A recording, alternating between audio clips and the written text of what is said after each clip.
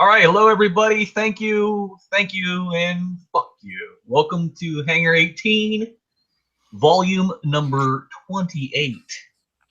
And I am your giant blue stabby face mechanical robot alien death chili face machine chainsaw pants guy from another planet, Thundercracker. Chainsaw pants. And yeah, you like that, don't you? And with me, as always, is the Spock to my Kirk, the Southern baritone panty dropper Dreadwing Goat. I can't follow chainsaw pants. It can't be followed. That's why I got it. It's like one of those things up there, with like Barry Manilow. Yeah. All right. So, welcome to Hangar 18, episode number 28. Who the fucking thought we were going to make it number 28? Maybe we know too much. Maybe after the show you will know too much. Because you listen to our awesome, sagacious wisdom about heavy metal and other heavy metal accoutrements. All two of you. That's right. All two of you that ever bother listening to it. Actually, I think it's three now, because I think Blake's girlfriend listens now, I think. Oh, all right. So there you go. It's like All in the Family. Those were the days. Okay. Anyway. Don't do that again. You didn't like my those were the days. Yeah, moving on. When you drop kick the jacket, when you walk through the door, no one cares. All right. Okay. Come and knock on our door. Okay. Oh, yeah, that's another one. Yeah. We're always talking about doors. All right, so heavy metal news. That's our first segment that we always do. We always talk about heavy metal news, new shit in the world of heavy metal. And I'm going to go first because I'm pretty awesome. And my heavy metal news is apparently Katy Perry is like switching over to Christian rock.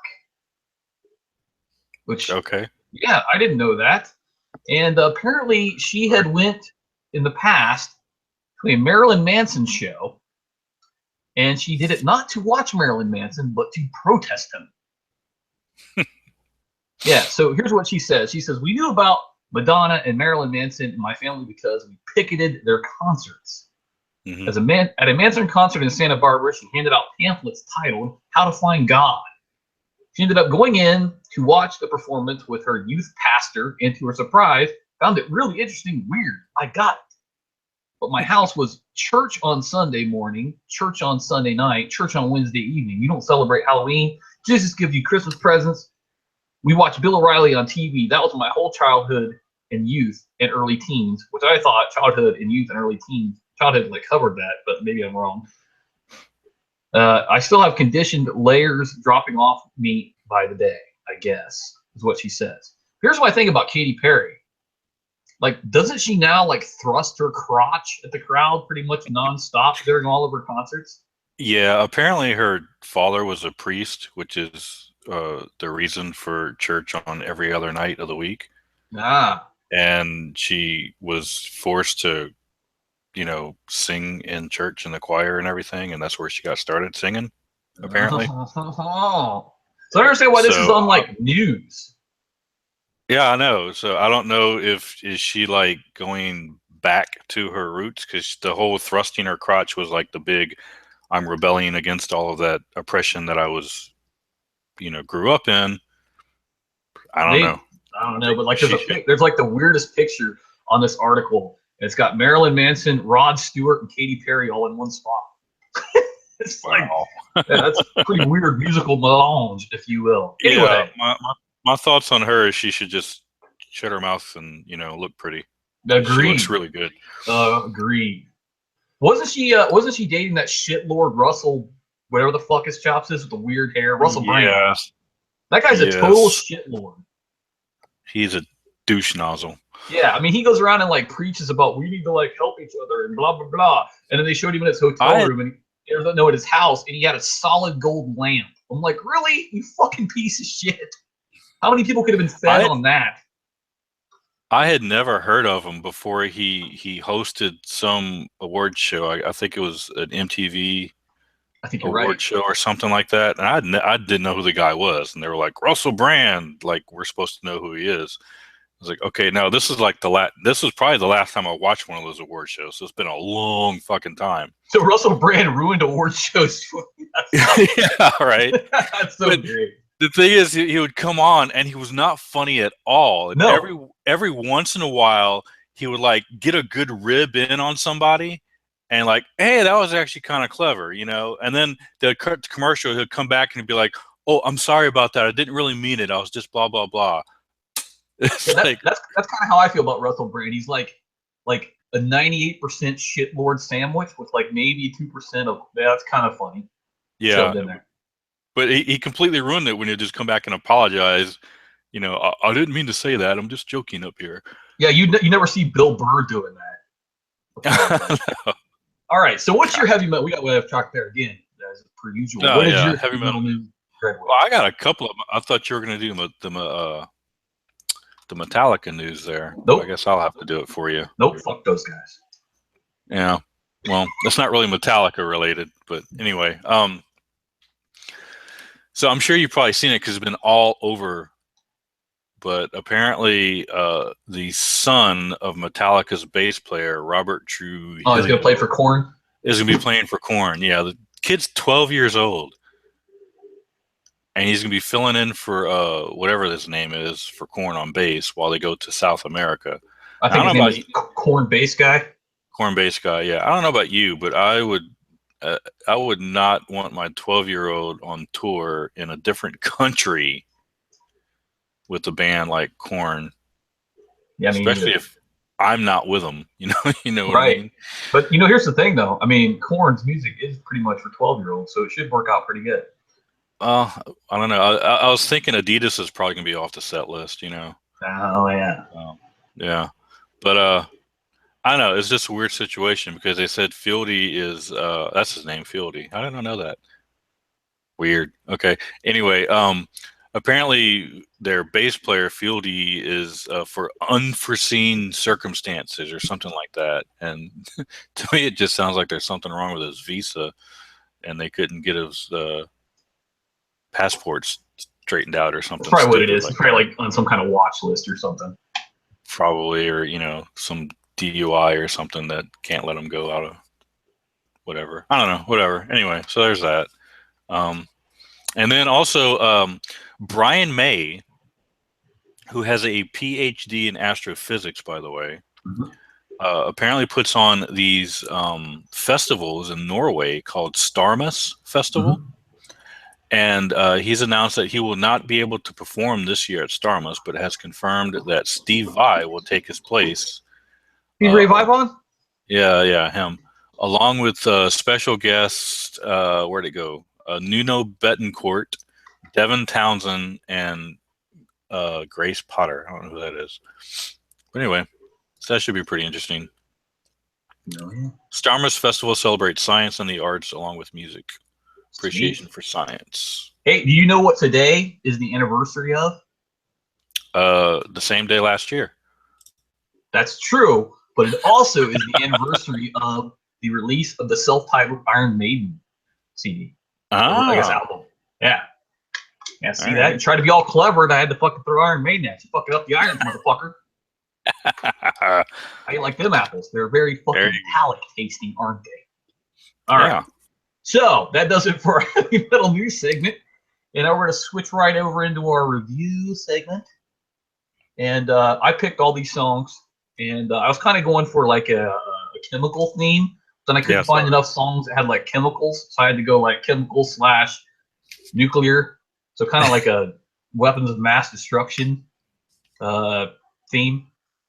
Not to be confused with the porno weapons of ass destruction. All right. So, yeah. All right. Anyway, our opening band is Anthrax. Now, that would be worth watching Katy Perry in. Yeah, there you go. Anthrax, formed in New York City, New York, 1981. The song is called Sodium Pentothal from their 1993 album Sound of White Noise, which is an amazingly awesome album, in my opinion. Yes. It's got a great drum opening, powerful lyrics about narcissistic assholes who do nothing but fucking lie and want everybody to like them. And I know quite a few people like that. I'm related to some of them. Definitely, no doubt that this is John Bush. Right off the rip, you can tell it is John Bush singing. This is like when Anthrax is transitioning kind of from like, you know, super speed thrash to like kind of like melodic thrash. This album debuted at number 7 on the Billboard 200, which that's fucking saying something for a heavy metal band. And this was like, this was 90s too. Yeah, this was 93, right? When like grunge was in full swing. Yeah, wow. This is like Alice in Chains, you know, what's the other big one? Pearl Jam, like right, you know, that kind of era. Sodium pentothal, I'm just a little learn you up here. Sodium pentothal can be used as anesthesia, truth serum, and part of a lethal injection, which I kind of think that like fits in well with the song because, you know, it's saying, hey, tell the truth, you know, or we'll just, you know, ignore you, which is kind of like sedating them, or we'll fucking kill you. Lethal injection. All right. And I also love the part in this song where they have the little breakdown that they do with like the super rapid drumming because it's awesome. And it's Anthrax. They're one of the big 4. I really love Anthrax. Probably one of my favorite bands of all time. And I give Sodium Pentothal by Anthrax a 9.0 out of 10 Dread when you get. This is a great album. This is the first one that features John Bush, so they were. Yeah, that's right after Joey Baldano left. Yep. Yeah, and that transition between singers too. Really good album. I love this album, and I love how the song is listed on the album because it's like the chemical name for it. You're right. It's like C11N4. Yeah, Na42O16. Yeah. Yep. Yeah, it's. I remember seeing that for the first time. Like, the fuck is that? Yeah. Wondering how they were going to say that in the song before I heard it, you know? How are you going to work this into the lyrics? I can't wait to hear that. That would have been, if they did that would have been pretty impressive. But yeah, it's I definitely got the truth serum vibe out of the lyrics. Tight guitars. My only kind of knock is that the drums are good in it, but as far as the mix goes, they kind of feel subdued in the song up until that breakdown about 3:20 where they really finally kick in. Yep, that's what I was talking about. The breakdown. Yeah, but it's and in the beginning too, they have really good drums in the beginning. Yeah, but like just through the main parts of the song itself, they just feel a little subdued behind everything else. But yeah, the solo is okay. It's not great. I think this was the last album Dan Spitz was on, if memory serves correct. That sounds about right. I think they got rid of him after this album. Maybe that was the reason why, because I don't know. I listened to the solo and it's not bad, but it doesn't like makes you go, wow, that was awesome, you know. Right. Yeah, it's solid 8 for me. There's a couple of songs on there I like better than this one, but yeah, a little known fact. In my health class, which I believe was in, I think it was my sophomore year of high school when this came out, and I was like. They had this thing where they wanted everybody to bring in music on tape, cassette tape, right? And I brought in Black Lodge from this album as my song, you know, to show everybody what you listen to. All right, so moving on to number 2 song, Slayer. It's fucking Slayer. Huntington Park, California, 1981. The band was formed. The song was called Chemical Warfare off the Haunting the Chapel EP, 1984. And this, if you go watch a Slayer show, you're going to hear Chemical Warfare. I can almost guarantee it. It's like one from Metallica. They're just not going to not play the song, right? Although I think Metallica actually got away from playing one a little bit for a while. So, but every time I've ever seen Slayer, they play Chemical Warfare. It's fucking awesome. Great lyrics. I love the part where like it kind of like all the music stops and you hear Tom go Chemical Warfare. Here's an interesting tidbit of knowledge. Vocalist Carl Willits of the death metal band Bolt Thrower asserts that this record was the inspiration for forming his band. Wow. He says, when Slayer's Haunting the Chapel came out, I had never heard anything like it with that style of guitar playing. Great tempo. This is back to me. I didn't really make a pretty good transition there. I guess I should have ended the quotes. Great tempo changes. Awesome but short first solo. The second solo peels your fucking face off. And then at the end where Tom does that scream that transitions to a laugh, that's evil as fuck. My only knock on it is the outro is too drawn out. Because I mean the outro is like like 35 seconds long, and really it doesn't need to be. It could be like 10 seconds to get the job done. But it's Slayer, so they get points for just being Slayer, right? So I mean, come on, that's 9.0 for Slayer. Go ahead. Go ahead. So who held the vice for this one? Oh, you talking about Tom's voice being higher than normal? Is that what you're trying to say? Yeah, he hits that scream. Someone squeezed the vice on his nuts pretty hard. He used to be able to. Well, I shouldn't say he used to be able to. He can still do that, high pitched scream every once in a while if need be. Okay, I had to like double check to make sure it was him singing because it's definitely not used to that vocal style for him. All right. And the first thing I wrote was Kerry King. It was Kerry King, by the way, with the vice. I kind of figured. I think it was Pliers though, actually. But go ahead. Yeah, the first thing I wrote was like it definitely sounds like a demo, and then I looked it up and realized it was an EP. So that, yeah, makes sense. Probably probably their first one, huh? It was. Yep. Okay. Yeah, the guitar, really cool guitar intro. The guitars are fast and tight. That's what she said. Vocals, like I said, I wasn't used to him singing that way, but he did a good job, man. He can sing. Yeah, hell yeah, he can. The boy can sing. Hell yeah. God damn, that boy can sing. Okay. The change up at around 2 minutes really, really rocked. I definitely picked up some Venom influence on this one. Yes, definitely. Yeah, it was definitely in there. And then I was reading where when they were recording this, they said that the place they were recording at didn't have carpet. So like it was just bare concrete floor, which was fine for everybody except for the drummer. Because when Dave was trying to do his double bass, the drums would literally slide across the floor. Nice. So like the producer guy had to stand in front of the drum kit and hold the drums so it wouldn't slide away from him while he's drumming. Nice. That's California for you, man. If that happened in like, down where you're from or Ohio, we'd have fucking duct taped that shit. Oh yeah, absolutely. Just throw some duct tape on it. Of course, we don't have floors, so it'd just be on the, Oh, that's true, on the grass. You're right. Yeah. So.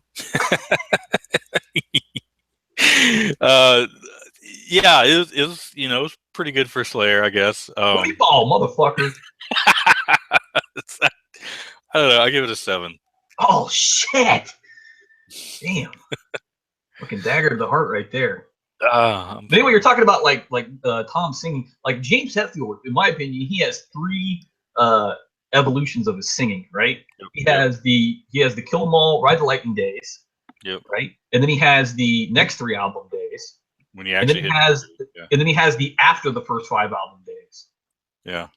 And there's definitely like you can, especially like the difference between his first style of singing to his second. I mean, there's a huge difference.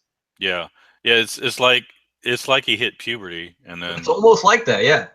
And then all of a sudden, yeah, really since the Black album, there's not much. I haven't cared for his vocals as much. Me neither. I think that was the last time where I really liked his vocals. So, all right, on to our next band called Noone. And yes, I allowed a new metal band into the fucking podcast. I was wondering where this came from. Noone. It's from their self-titled album, 2001. The song was called Chemical. They were formed in Chicago, Illinois in 2000. And actually, this band here, a friend of mine who, I don't even know how to explain him. He just he would never consider him like a big metalhead until you got to know him, because I don't know, he seems like way too low key to be a metalhead. But if you look at him, he constantly looks like he wants to murder somebody. I mean, he could have just won the lottery and scored with like a supermodel, and he would come out and he'd look on his face, you'd think he was pissed. So, but it helps having that guy around too, because he's intimidating as fuck. But anyway, right. Very bouncy opening, and then it hits you like a sledgehammer. I mean, the riffs come in and just nail you to the wall. Yeah. Probably only one of the only new metal bands I can stand. I can't do new metal. I just really can't. I mean, like bands like Slipknot, I don't know. I can't do it. They just no.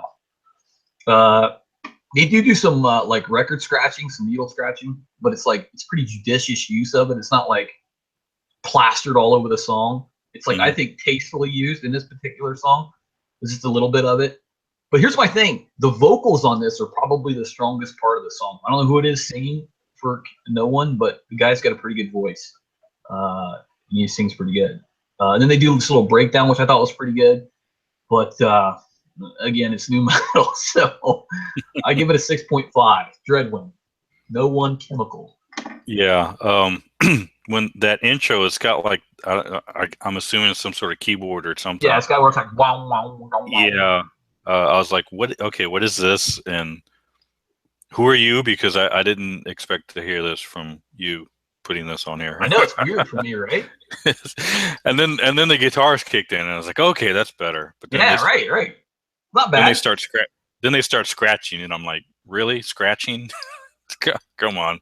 Okay. So it's definitely a very, very late 90s, early 2000s sound. Yep. To them that like you said, that kind of new metal era. To me, they sounded a lot like Saliva. A lot like Saliva. Especially the singer. That's possible. I'm not really a big Saliva fan. Can't really tell. Well, I just recognized a couple of songs that were always on the radio in the late 90s, early 2000s. That what was it? I think that Boom, Click, Click, Boom. Oh, God, yes. Song. Oh, geez. Now you fucking remind me. Yeah, them. Those guys. Yeah, I guess. Rock it down, rock a radio, click it, boom. Yeah, him. That's who they reminded me of, really. For what it is, I guess it's pretty good, but I gave it a 6.5 also. All right. Well, let's fucking cleanse our palates of that. Yeah. With some Sepultura. Sepultura. From the Chaos AD. What was it you said? I remember a while back you said you went to school with a guy that pronounced it a different way. Oh, yeah. Sepultura. And he made fun of me for pronouncing it the way I pronounced it. Okay. So yeah. So anyway, Sepultura from the Chaos AD album, which is a fucking amazing album. Even the artwork on it's badass. They were formed in Minas Gerais, Brazil in 1984. Which any metal band from Brazil in 1984, you can bet your ass is gonna be awesome. Because South Americans take their thrash metal seriously as fuck, right? That's why they're awesome. Yes, they do. The song's Biotech is Godzilla. Written by Jello. Didn't we have a Brazilian thrash band last week, or was that? I think we might have. We've had them before, definitely. Yeah. Written by Jello Biafra. The song is a jackhammer that never relents, ever. It just blasts you from the get-go. Great lyrics. The Godzilla growl. He goes, Godzilla! That fucking makes me laugh every single time I hear it. It's fucking awesome. I love that. The song has amazing tempo changes. The little guitar flourishes are really, really good. And then at the end, where he just goes stop, and then the song ends. I love that because it's very appropriate. Because basically he's saying, "Hey, stop fucking up the earth and stop poisoning everybody. Just stop it, immediately." So it works out good with the theme of the song. I think I give this song a 9.5 Dreadwind Go. Yeah, it's really short too. It's only like 2 minutes. Yeah, right. Gets the point. I don't think it even is 2 minutes. I think it's just under 2 minutes. Yeah, it's like 147. Something like that, yeah. And it's got fast guitars throughout. A lot of people bitch because Sepultura, I don't like this album. This album sucks. It's not as fast as their other stuff because apparently everything has to be 10,000 miles an hour, otherwise it sucks, beneath the remains in her eyes and stuff. Yeah. But this is one of the faster songs on the album, and it would definitely fit in with Beneath the Remains or Arise. Or Arise. Thank you. As far as the speed goes, right out of my head. I'm trying to read and talk at the same time. It's difficult, Southern can't help it. It's got the lyrical theme is great because it's all about like chemical warfare is part of it, but also just the technology being in the wrong hands and how companies just don't give a shit about strip mining the Amazon. Regular people. Yeah. Or poisoning poisoning people, with whatever. Yeah, that one lyric where he goes, everyday air melts your face, deformed children all around. That's fucking awesome. Yeah, and just everyday products that you would normally go out to the store, buy, and use, and don't realize how harmful it is for you because the freaking corporations don't give a shit, Right, exactly. So yeah, awesome song.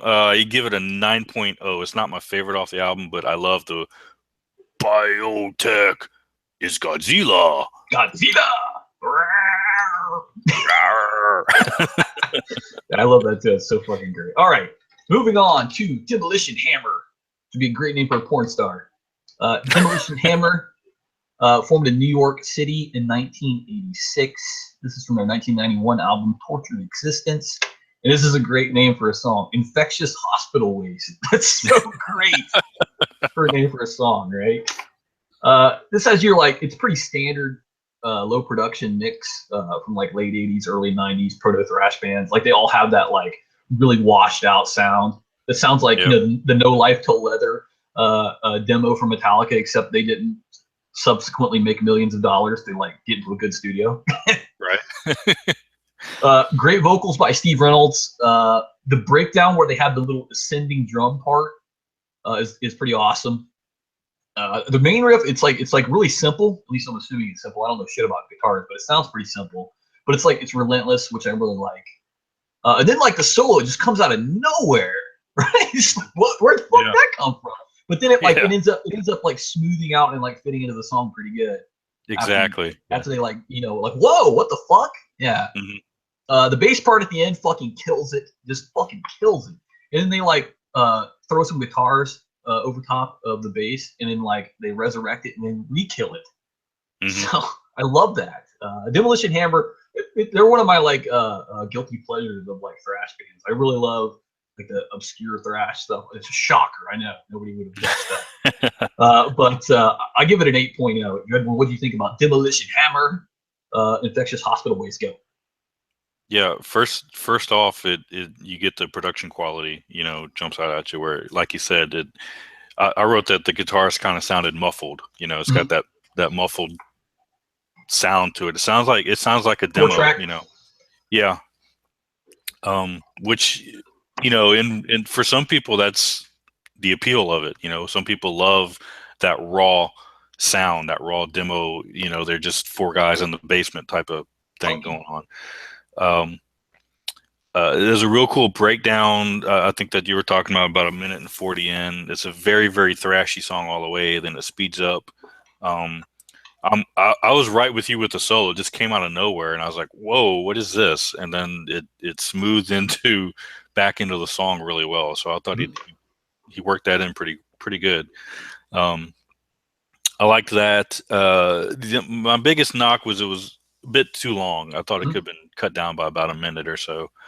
I think it was like 6 minutes, wasn't it? It was just over. Yeah, definitely could have been more of a 5-minute song. So it was a little repetitive for me, but especially for a thrash song. Yep, I'm with you. Yeah, I gave it a 7.0. All right. Well, that's wrong. Let's move on. All right, he might like this one. You know how fucking Fredwin loves to show over everything, but here's something he might like. Little known thrash metal band out of California called Megadeth, formed in 1983 in Los Angeles. And I'm not sure if everybody knows this, but if you don't know it, you should probably just shut this off. Megadeth was formed basically kind of because Dave Mustaine exited Metallica. So that's pretty much the origin of Megadeth, right? This particular exited is putting it nicely. Yeah, right. Exited under some duress, right? This song is called "Poisonous Shadows," and it's from their 1996. Let me start that one more time. This song was called "Poisonous Shadows" from their 2016 album Dystopia. And here are my notes on "Poisonous Shadows" by Megadeth. The acoustic opener is fucking brilliant. Mm-hmm. Very, but very Dream Theater-y. It's like, okay. Did they have flutes in that opener? It sounded like there were flutes in the mix there.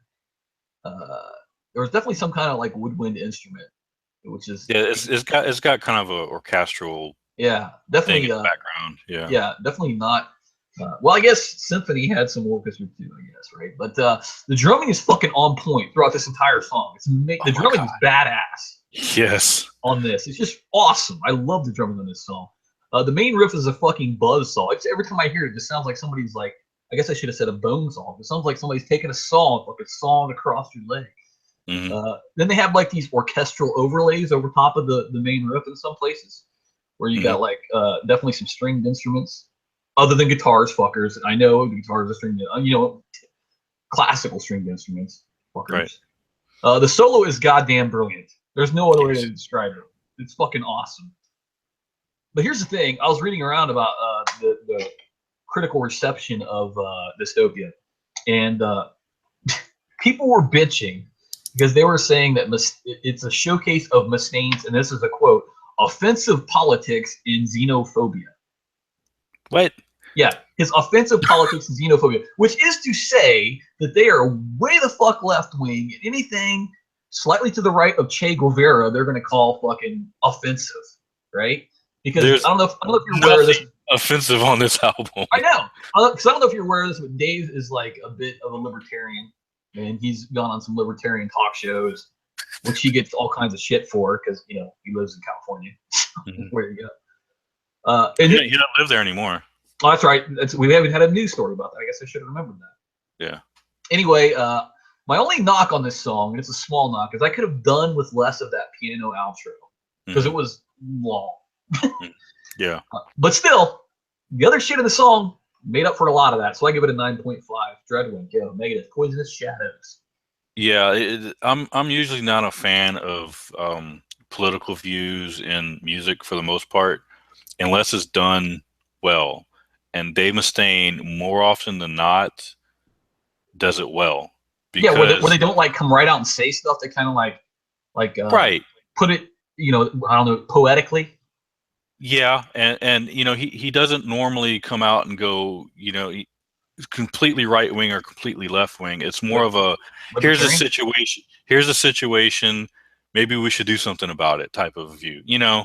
Kind of a it can be interpreted one way or the other, however you want to look at it, which I think is the right way to do it. You mean he's not enslaved to the left-right paradigm? Yeah, imagine that, right? Yeah, shocker, libertarian. Go ahead. Yeah, here's a funny story about when they got formed too. Was I'm sure everybody probably knows this, but I'm gonna say it anyway. So Dave Mustaine and David Effelson were the two original founders of the band, and how they met was when Dave Mustaine got back to California. He was living in his apartment, and apparently Effelson was underneath his apartment, the apartment below him, and he would be practicing bass, and he'd be playing that bass line, at like 8 o'clock in the morning from the Van Halen one, the doom, doom, doom, doom. You know which one I'm talking about? I think so. Running with the Devil. Oh, I know what you're talking about. Yeah, it's just that thumping bass line. And, of course, Dave Mustaine probably hung over and shit. So he'd be like, shut up. So he at one point, he pushed a plant off of his balcony to get him to stop playing the bass. And then, so the bass stops, right? So he's like, all right, good. And then a couple minutes later, he hears a knock at the door, and he goes open the door, and it's David Ellison. And I don't know how to pronounce his name. Ellison. That's close anyway. Enough. Yeah, him. And he's like, hey, can you buy me some cigarettes or something? He's like, no, get the fuck out of here. He closes the door on him. So then he knocks on the door again. He's like, well, how about you want to go get some beer or something? Fucking. So that's how they met. Nice. And, Megadeth eventually came out of that, so that's pretty funny. But anyway, I bet you there's a lot of Aquanet involved in that meeting. Probably. That was 83, right? Yeah, I think so. Yeah. So anyway, back to the song at hand. Yeah, I love the acoustic intro. It reminded me quite a bit of Foreclosure of a Dream. A little bit. Off of Countdown to Extinction.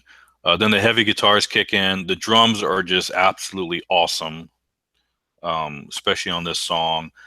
There's an early solo that was really done really well, a very tasteful solo. Then it just kind of flows into the driving rhythm of the guitars. I think Dave's vocals are pretty much on point, not just on the song, but this whole album. The chorus is kind of a mid-tempo song, and then the chorus slows down a little bit, but it's like you said, that rhythm is just awesome. The solo was great. This is a song that would fit right in on Countdown to Extinction. Totally agree. You could just, put it on anywhere on that album and it would fit in seamlessly. My only knock on it too was I thought the piano outro was a tad too long. Also, I give it a 9.0. All right. Great album. A fucking awesome album. All right. Moving on to our next band from Coventry, England, formed in 1988, Bolt Thrower. And this is from their Realm of Chaos album, 1989. It's called Plaguebearer. And let me go ahead and school you a little bit on Bolt Thrower. If you don't know, Bolt Thrower kind of has a couple of themes drawn from Warhammer 40k. And by that I mean like virtually every one of their songs is a song about Warhammer 40k. And all of their album art is about Warhammer 40k. And they do it in such a way that like it's just barely not copyright infringement, but it definitely is allusion to Warhammer 40k. And this song is no exception. I'll explain that in just a second. Right off the bat, 1,000 fucking miles an hour Bolt Thrower. Like, right out of the rip. The drums and the guitar are which I really love when bands do this. They're arranged in certain spots that sound like the firing of artillery and small arms. Like, it's definitely, they're trying to make the drums and the guitar sound like battle, which I love when bands do that kind of shit. The vocals are very growly, but they're kind of washed out. That's probably like my least favorite thing about this song. And I'm not really a big fan of the Bolt Thrower vocals in general, because they're kind of like a cross between black metal and death metal. They're like right in between those. I'm not really a fan. But here's the thing. This song is about the Death Guard, which is one of the legions of Space Marines that became a traitor legion when their Primarch Mortarion was turned to chaos, and they turned to Nurgle, Lord of Plague. And basically Nurgle, his whole philosophy is that, everything eventually rots, everything eventually decays, so Grandfather Nurgle always wins. And, they're all about plagues and rot and rust. That's why the whole song is called Plaguebearer. So there you go. Bolt Thrower. Was any of that English? That I just said? Yeah.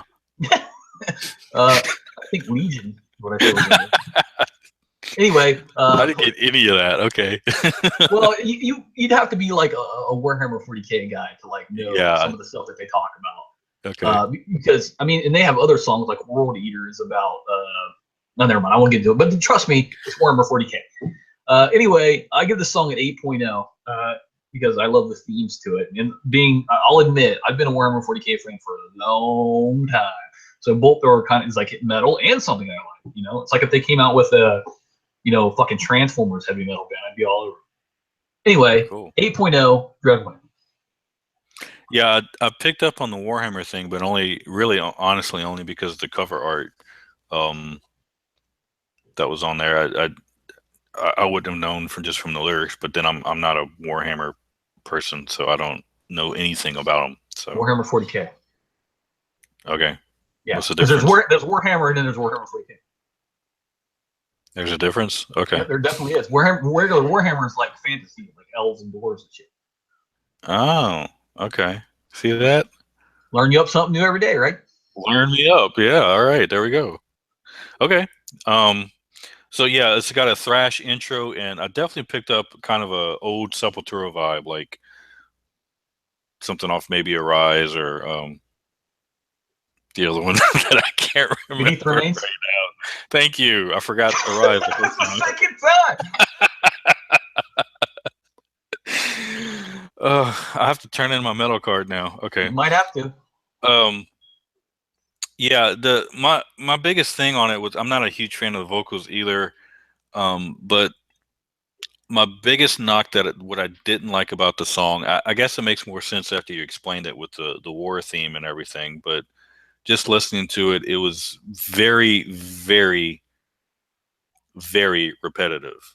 Mm-hmm. I mean, even the structure of the song itself, because it was vocals, guitar riff, vocals, guitar riff, vocals, guitar riff, vocals, guitar riff. I mean, the whole song is that he does his vocals, and then everybody stops, and there's a guitar riff for like 10 seconds, and then they kick back into the vocals, and then everybody stops, and there's a guitar riff for 10 seconds, and then he kicks back into the vocals, and it just repeats that pattern throughout the entire song. So it's like, change it up, guys. Come on. I don't think there was a solo in it either. There isn't. Which, I mean, it's not required to have a solo, but if you're going to be that repetitive, you might want to put something in there to break the monotony. But let me stop you right there, though, because here's the thing: the Death Guard, which is the Traitor Legion that this song is about, are notorious for their plotting, ponderous theory of warfare. Basically, what they do is they win by attrition. They just attack and attack and attack and let people die and die and die until it eventually just falls. Okay. So yeah, that kind of fits with that. But I see what you're saying. Go ahead. Yeah, I guess so. But yeah, okay. See, when you explain it, it definitely fits better. But not knowing any of that going into it, you know, just listening to it just as an individual song, you know, you don't get that out of it. So I give it a 7.0. It was okay. Okay. All right. I'll allow that. Yeah. All right. Talking about repeating one of your bands here, Sabaton, The Price of a Mile. Yeah.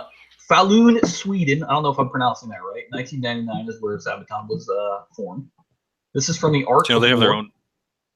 They have their own beer. Did you know that? I did know that. Yes, I did know that. This is from the Art of War 2008. And, you know, because it's the Art of War album, there was a Sun Tzu quote at the very beginning of the song, which was pretty cool. I just could have done, it sounded like a I don't know, like a 13-year-old girl said it. Like, okay. Yeah, there's a few quotes throughout the album, and she does, I guess she's supposed to be the narrator. She does all of those. Yeah. Plotting riff with like an almost like angelic chorus behind it. I didn't really get that part because like it had this riff and there was like a chorus behind the riff. What? It's about the Battle of Passchendaele. Yes. Yeah, I don't know how to pronounce it. Yeah, Yeah, it's got to be Passchendaele. I'm just not a fan of that style of singing. It's like way too bright type of singing. And then like when the chorus kicks in, it gets even brighter because he's got that chorus behind him in the chorus. He's got a chorusy chorus. And the song, talking about repetitive, it does the same thing. Basically they played the same song 3 times. It's like the song, it's like 6 minutes long, but it's like 3 2-minute songs right in a row. But I'm guessing that's the reason why they're doing that is to, you know, they're probably alluding to the where they would just, you know, blow the whistle and charge across no man's land over and over again. So that's probably, well, I'm guessing maybe that's what fuck, I don't know. I'm not a goddamn English major. Fuck off. But anyway, I liked it. I'm not, like I said, I'm not a fan of the Sabaton style singing. I never will be that. But I give it a 7.5. He doesn't even do that. I know he doesn't do that, but he has that super high pitched voice. No, he doesn't. Oh, yes. He's not high pitched at all. Is he more high pitched than Max Cavalera? He's higher pitched than Corpse Grinder, but I mean, Jesus Christ. So yes, high pitched. He's high pitched. That's like saying Danzig is higher pitched than Cookie Monster. All right. Okay. So I give it a 7.5. What did you get for Sabaton, The Price of a Mile? Okay. First of all, this is what makes this show great is I think Sabaton was one of the first bands we did. I think one of the first, either if not the first show, the second one. And I had never actually heard of Sabaton prior to us reviewing them that time. That was the first time I had ever heard them. Wow, really? Yes, and I remember I mentioned it at the time. See, when I first got introduced to Sabaton, somebody sent me a link to something on YouTube, and they said, "Dude, check this out! It's heavy metal and World War II." And I forget which song it was, but it was, you know, they had like clips from Band of Brothers, and they were, you know, playing Sabaton over top. It was pretty cool. Yeah. But anyway, go ahead. Go ahead. Shut up. But yeah, so that was my first time listening to them, and I have since fallen in love with this band. I own 4 of their albums now. You're welcome. Yeah. I'm just joking. I love it. Just in you know, however long we've been doing this show, so half a year now, I think. This is one of the albums I own, is The Art of War. It's not my favorite album by them, and this is not my favorite song off that album, but just thank you for introducing me to a new band that I love. Oh, yeah. This song is a pretty standard Sabaton sound. Big guitars, it's got big keyboards, it's got a big catchy chorus. It's big, and big, you know. Big vocals, everything. Kind of like you were talking about. At times it can be a little. I think that's one of their problems is that at times they get a little too big with some of the sounds, you know, and sometimes they could stand to be a little more stripped down. Yeah, it's a little grandiose. Right. That means big. This song. Yes, I know. Thank you. This song is about, I can't pronounce it, but yeah, it's from World War One. Really cool historical references in all of their songs. Yep. Again, not my favorite off the album. I really like Ghost Division, the actual song itself, Art of War. There's a really cool one called Panzerkampf. Mm-hmm. How do you pronounce that? You speak German. How do you pronounce that? Panzerkampf. That one, yeah. Really good song. I like those are probably my favorite ones off this album. This one's not bad. I give it an 8.0. 8.0. All right. Shockingly, it's pretty standard. Higher than me. It's pretty standard Sabaton, and they tend to follow, all their songs kind of follow a formula, you know, where they open up with the chorus riff, and then they kick into the verse, and then they go into the big chorus, and then they do the verse, and then they do the chorus with a solo, and then they do the chorus twice for the outro. It's kind of their formula, but you know what? It works. AC/DC has a formula, and it's worked for them for freaking 40 years. So, and if I'm not mistaken, their name is like an armored shoe, basically. It's a cover. It's a shoe cover from from the suit of armor. Yeah. Suit of All armor. right. The next song, Megadeth, Rust in Peace, and Megadeth, Rust in Peace, best Megadeth album. No fucking arguing. It just is. If you think it's not, you were wrong. Megadeth Rust in Peace is the best Megadeth album. This is called Rust in Peace, Ellipsis Polaris. They're still formed in 1983 LA. And this is from their 1990 album, Rust in Peace. Again, like I said, the best Megadeth album. If you don't own this album, go out and buy it. Because it is standard heavy metal listening to requirement. You're not allowed to own a heavy metal card unless you own this album. Agreed. I mean, yeah, right on. The drums at the beginning fucking kill it. They fucking kill it. They have tight, thrashy riffs at 100 miles per hour. I love Mustaine's tortured voice that he has, where he always sounds like he's just on the verge of squeezing out a turd. Great lyrics. Mm-hmm. There are a lot. It took a while to catch that, huh? Yeah. There are a lot of double entendres in this song, and let me illustrate. Discharge my payload, immense in my girth, and erect I stand tall. Yeah. And here's what I think that's talking about. Basically, from what I think he's trying to say is that all these countries with these huge nuclear arsenals that they're never going to use, it's basically cock measuring. Right. So that's kind of what I think he's getting at there, which I think is a pretty subtle but good point. It is. And let me learn you something. Very, very intelligent on his behalf. Yeah, right. Let me learn you something. The UGM-27 Polaris missile was a two-stage, solid-fueled, nuclear-armed, submarine-launched ballistic missile built during the Cold War by the Lockheed Corporation for the United States Navy. So now you know. Yep. No one's talked about it. I think they were put on like Trident subs to start with. If I'm not mistaken. Could be wrong. I'm not sure about that, but yeah, definitely. When he does that, like over voice that he does, when he's being the Polaris, you weaklings cower. That's the one. That's fucking win. Yes, that's just awesome. I love that. And the fucking rotten egg smell of death. I love that part too. Like, where the fuck would that come from? I don't get that. I know. I have that written down. Like a chemical warfare thing than a nuclear warfare thing. I think he maybe should have said something about the flash making you a photographic negative right there, but I don't know. Maybe he meant like the aftermath. Yeah, where you got a bunch of dead bodies. That might be true, but still, it's weird to me. But anyway, it's fucking brilliant. I give it a 10. It's perfect. I can't. It's awesome. Go ahead, Dreadmore. Yeah, it's an amazing album. This is an amazing song off of an amazing album. It's got an amazing drum intro. It's got amazing guitars. It's got amazing lyrics. Did I mention amazing? Yes, I think you might have. This is classic Megadeth at the top of their game. And I'm glad you mentioned that lyric because that's my next note.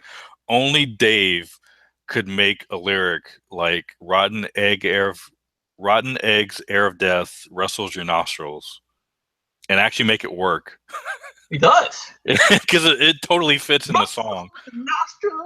And for the longest time, I had no idea what he was saying there until I read the lyrics, and it's like, is that what he's saying? Okay. But yeah, it's a 10. It's fucking Megadeth. It's awesome. Fuck yeah, dude. Double 10s. All right. Now we'll go up from nuclear war to nuclear war with nuclear assault, nuclear war. Ah. Kind of nuclear there. They were formed in New York City, 1984.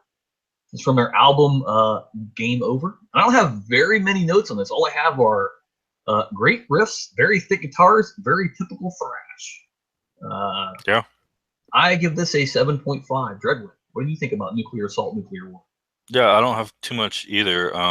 It's pretty kind of typical thrash. The guitar sound reminded me kind of like something off Kill 'Em All, like Seek and Destroy, maybe. Yeah. Mm-hmm. Yeah, and maybe just a little bit of Anthrax thrown in there. Like a spice. Spice it up with some Anthrax. Some people say that Warbringer steals all of Nuclear Assault's stuff. Interesting. Yeah, I've heard that. Okay. I don't know. The change up at 2.5 was pretty cool, and the solo was okay, but it was more guitar noise than guitar notes. Mm-hmm. He was just kind of making random noises. Yeah, it was 7.0. All right. Okay.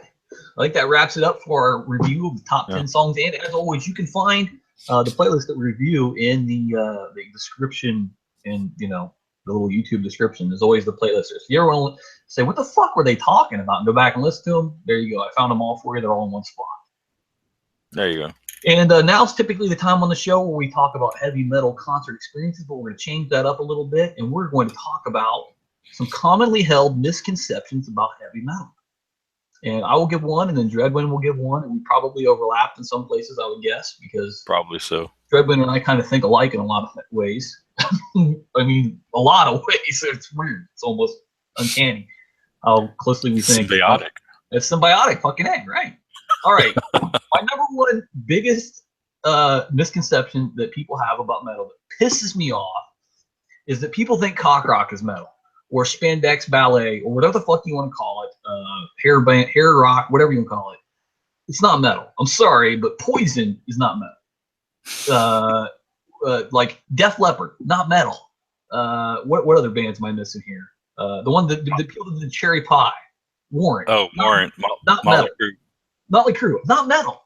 Motley Crue kind of was on the edge a little bit, especially with their first album. But cock rock, not metal. Yeah. Shout out to Devil. Shout out to Devil has some. That's their first album. Yeah, that's what I was. No. The first one was that was their second album, I think. The first one was Too Fast for Love or something like that. Oh, you might be right. I could have sworn Shout Out to Devil was first. Okay, cock rock not being metal is my first commonly held misconception. Go ahead. Go ahead with your first one. I'm gonna have to go with satanic. That all metal is satanic. Everybody, that's one of the biggest misconceptions is if you listen to heavy metal, oh, you're a Satanist, you like the devil, you're satanic. And here's the thing, Tom Araya from Slayer, huge Catholic. He's a Christian, yeah. And he's got a great quote where in an interview someone asked him, well, how can you be a Christian and have an album called God Hates Us All? And he says, well, God doesn't hate, but it's a great fucking title. Yeah, right on. Yeah, I mean, I'm sure there are your occasional satanic people here and there that are into metal, but it's, by and large, I would say 98%. Agreed. In any way, shape, or form. They just, it's interesting lyrics. It's interesting content. When they do sing about stuff like that, more often than not, it's not about promoting or worshiping something like Satan, which most of these people don't believe in. It's more about questioning, what's being shoved down your throat constantly, and being able to rebel against stuff like that, and having more of an open mind and looking at things from different points of views. Yep. So. Let me tell you, that's called putting on a poetic mask. That's something I learned from 9th grade English class. Yeah. Yep. All right. My next thing commonly held misconception is that hard rock is metal. No, hard rock is not metal. Okay, AC/DC is not a heavy metal band. Very hard rock band. Okay, I'm trying to think of another example that like commonly gets thrown in there. Led Zeppelin, hard rock band, not heavy metal band. Everybody says Led Zeppelin invented heavy metal. I'm sorry, no, they didn't. Black Sabbath did. There's a bunch of people think that hard rock bands are heavy metal bands. They're just not. Don't get me. I'm not like knocking hard rock. Hard rock. Yeah. I like AC/DC. I like some hard rock bands. They're just not metal. I think there are some bands that can kind of cross over and straddle both sides. Agreed. That like when you have like one of those 2 circle diagrams, I think the overlap is pretty small though. I think there's a lot more outside than it is. Yeah, but like a band like Black Sabbath, who I would say literally invented heavy metal, at the same time could also be considered a hard rock band at times. Right. Yep. So they're one of those bands that kind of fall in those 2 circles. But would you say AC/DC is heavy metal? No, absolutely not. AC/DC hard rock, right? And I hear AC/DC thrown into heavy metal all the time. Right. No. So that's my number 2. Go ahead with your number 2. My number 2 is that common misconception is that metalheads are not smart. That we're all like Beavis and Butthead,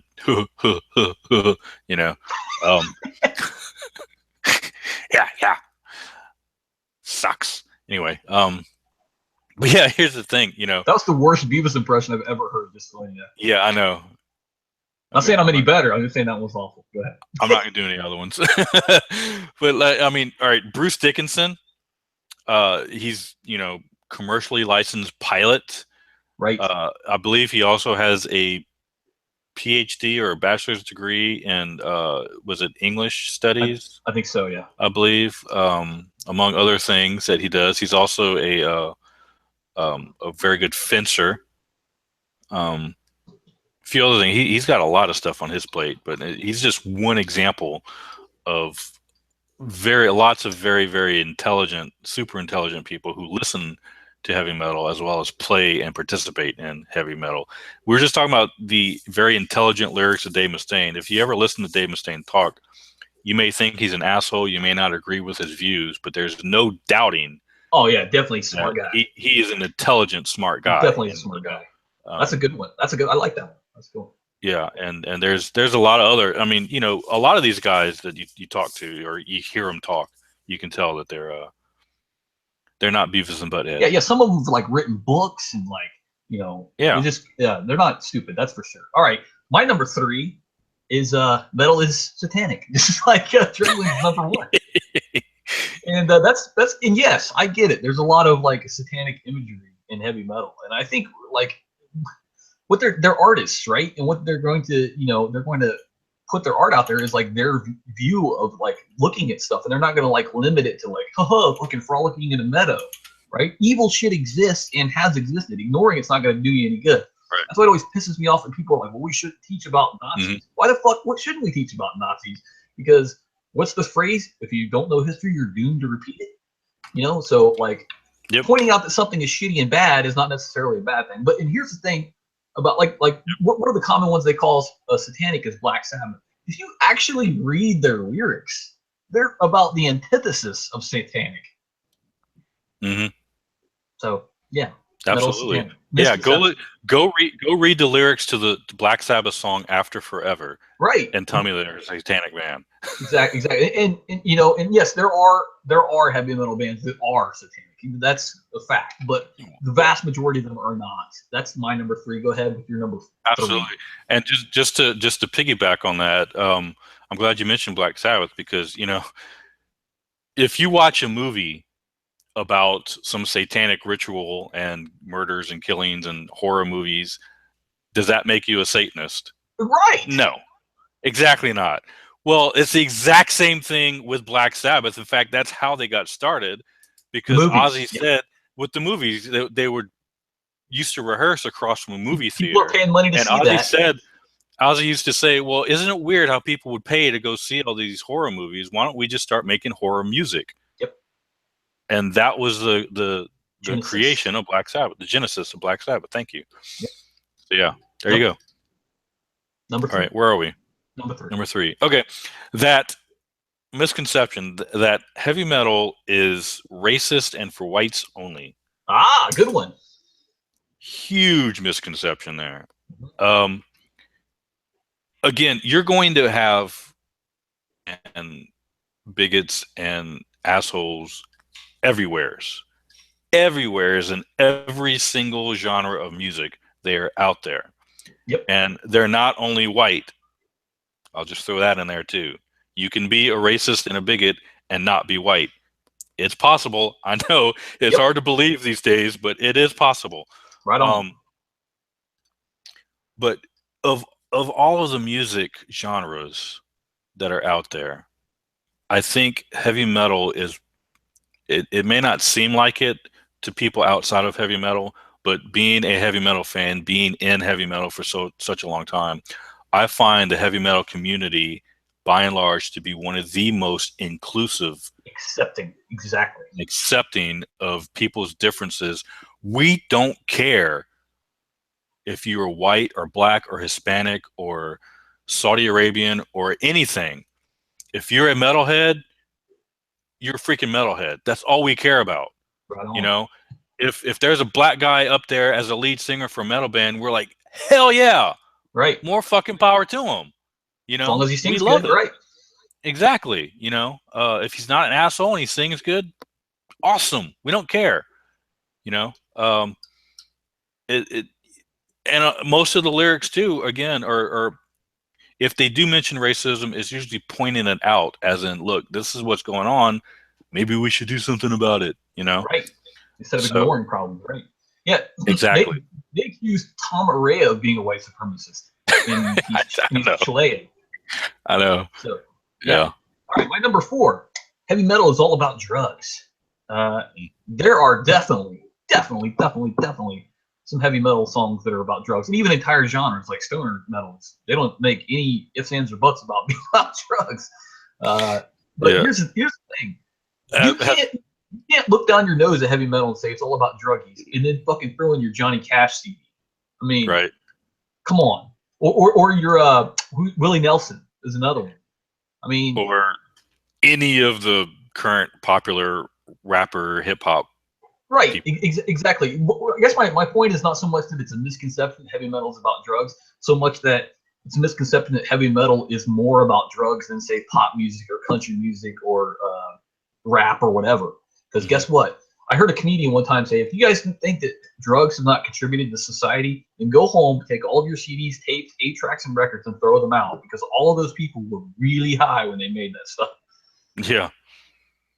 That's my number 4. What's your number 4? Joe? Yeah, and again, a lot of the modern hip hop and pop is all about that. And you know, I don't listen to it, but I take my kids to school, and other parents are dropping off their kids at school, and they open the car doors, and that stuff is blasting out at 20,000 decibels. I hear it, and I feel sorry for the 3-year-olds that have to hear that. But which leads into my next point, that heavy metal is bad for children. No. Yeah, absolutely. I turned out fine. It's certainly not any worse than what I just mentioned. Right. Which I hear on a daily basis, by the way. Ho bitch, ho bitch, ho bitch, ho bitch. Yeah. And again, like, all right, maybe 3, but I mean, grade school. So we're talking, 4 or 5, 6-year-olds getting out of the car listening to that. There are certainly songs and lyrical contents in heavy metal songs that are not suitable for children. But you know what? As a fucking parent, maybe you should take some responsibility and not let your kids listen to those particular songs. Holy shit, take responsibility. Who'd have thunk it? I know, right? What a foreign concept. On the other hand, there are a ton far more than against a ton of songs that are absolutely very appropriate for children. Nothing wrong with them listening to. Sabaton is a great fucking example because all of their songs are about fucking history. I thought you were going to say Cannibal Corpse's Fuck with a Knife. That's next on my list. But yeah, I mean, you know what? I have a son. My son, they just started learning about world history, like actual world history, not just, you know, the map of, look, this is where this country is and this is where this country is, but actually delving into the history behind the countries and everything, right? Mm-hmm. So they just get into that this year. And of course, ever since I started listening to Sabaton, I'm like, hey, check this song out. Oh, I like that song. What's it? And he would ask me, what's this about? So then I'd tell him what it's about, would research it, would learn about it. He's learned more about history from Sabaton in these last 6 months than he has from school classes. In fact, he had stories because they would talk about something and say, hey, that happened when this happened. And like he wanted to talk about the Winged Hussars because they were talking about that period in time. And he said, the book doesn't mention anything about them. Nice. You know, and he wanted to bring that and bring information that's not in the book to class because he's learning from heavy metal. Imagine that. I like that. You know, almost like it should be a Sabaton, the more you know star thing going on. Right. There you go. All right. My final one is heavy metal is nothing but screaming, right? Mm. If you hold this view, then fuck you. I'm sorry. But first of all, that screaming that metal vocalists do is not easy to do. First of all, go try and be a death metal vocalist. See how many songs into your set you can do until your voice is gone, right? Right.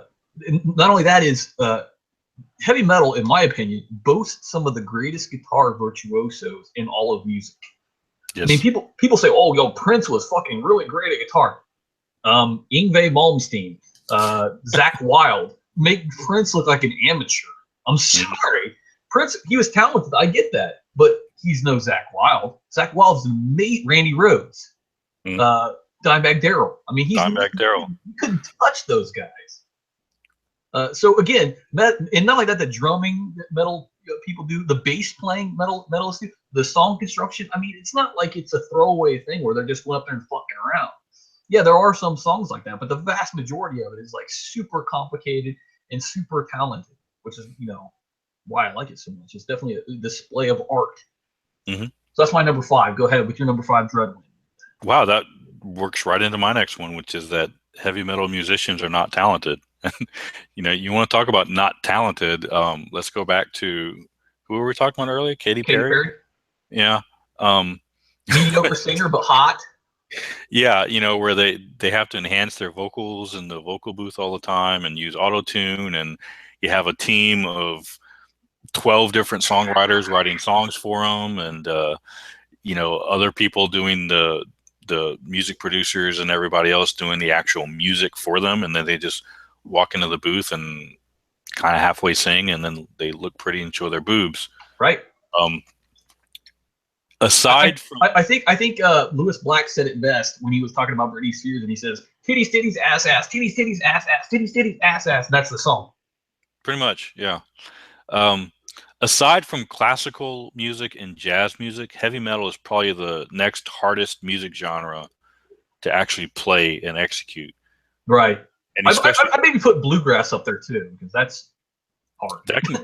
Yeah. But here's the thing: a lot of these pop songs, you know, even if there is a guitar in it, you know, especially like these country pop songs that are out now, mm-hmm. You know, you might have 2 riffs, maybe 3 riffs in the entire song, where, you know, you got a riff for the chorus, you got a riff for the verse, and then a third one thrown in there somewhere just for a bit of a bridge section. And that's the whole song. You just kind of repeat, you know, mm-hmm. blah, blah, blah, blah. A lot of metal songs, especially in thrash, you might have upwards of 10, 15, 20 different riffs in one song. And they're played at way higher beats per minute than the played a lot faster. And here's the thing too: you have all these different chord changes and chord progressions that fit it's hard to get these different chord progressions into one song and then make it sound seamless, like one seamless, piece of music. And they're able to do that. They take pride. Metal musicians, more than anyone else, I think, metal musicians take more pride in writing their own material, right, and not having other people write the songs for them. Writing their own material, performing their own material with the instruments on stage, doing it live, not pre-recorded, not lip syncing. Yeah, not lip syncing, the real deal. Yeah. So it's sadly, it's one of the last great true art forms that hasn't been taken over by computers yet. And that's why when people are like, oh, when Lady Gaga did the Metallica thing, it was so great. No, fuck that. You gotta you can't even let them in the door on that shit, because once they get in there, the next thing you know, you go from Metallica being Metallica to Metallica being like fucking, I don't know, Buttfucker Railroad, whatever the fuck the new country music bullshit's called. All right. Anyway, that was bizarre ending there. But hey, that about wraps it up for this edition, and that went a little bit long, but that was okay because we talked about shit that matters, motherfuckers. Heavy metal. All right. That's right. So yeah, went a little bit long. That's all right. This is Dreadwind's favorite part of the show, where I plug my appearances. I'm gonna be. If you are in Indianapolis and you are going to be at the Indy Comic Con, I will be at Indianapolis Comic Con at the Indianapolis Convention Center, which is by Lucas Oil Stadium, on Sunday. And I will be in my Cobra Trooper costume. There will be a Cobra Viper there. Lifeline from G.I. Joe will be there. Bazooka will be there.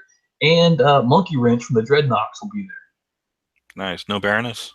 No Baroness yet. Oh, man. I know. Okay.